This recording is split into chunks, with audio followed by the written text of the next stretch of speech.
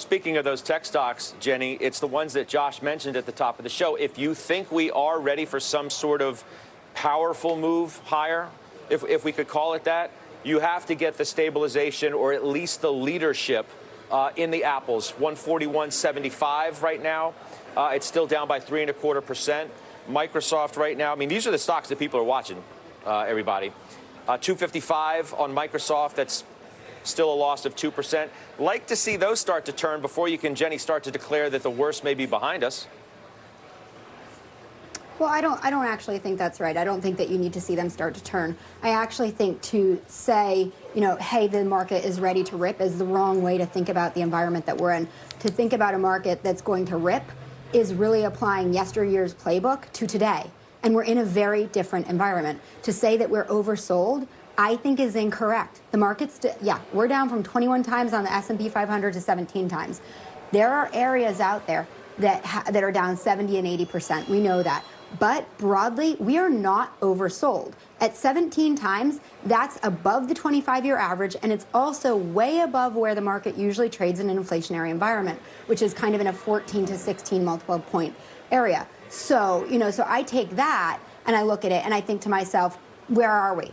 I think we're in a bottoming process. I think it's going to be long. It's going to be messy. I also do not believe that FANG is going to have the leadership for the next 10 years that it did for the past 10 years. So if I take that and apply it to how I'm looking out, you don't need Facebook, Apple, Amazon, Microsoft to continue to outperform, to be the leaders on the way up. In fact, there were interesting headlines today saying that Apple's no longer the largest company in the world. Saudi Aramco overtook that position. I think that we need to look for leadership from other companies. Call it Chevron, Exxon, IBM, Pfizer, Cisco, whoever, all sorts of other companies. They can take the leadership position. So I'm not looking at Apple to lead us out of this mess. They don't need to. And frankly, with respect to Apple, I think we need to get real and realize that this is a mature tech company now. And mature tech companies don't trade at 23 times earnings. They trade where Cisco trades more like 13 times. So we just need to adjust the lens, get real, understand that they're not going to do for us what they've done in the past.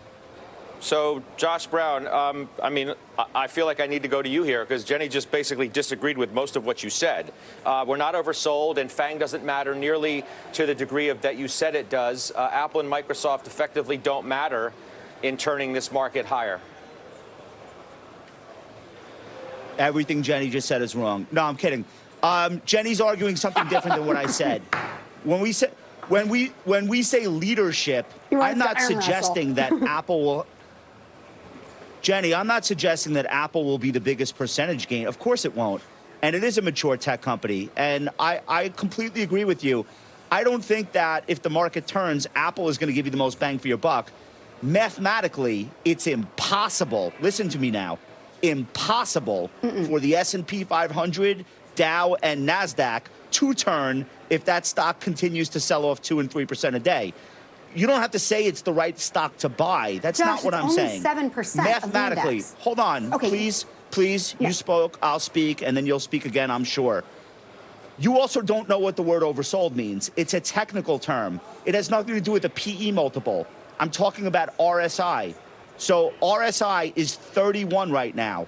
Statistically, that is the definition of oversold.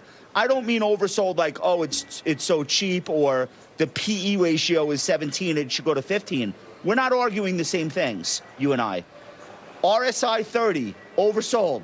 Like, talk to anyone that actually knows what the textbook definition of oversold is. They're not talking about PE multiple. They're talking about RSI. So it could get more oversold, but statistically, it's 31.95 on the S&P.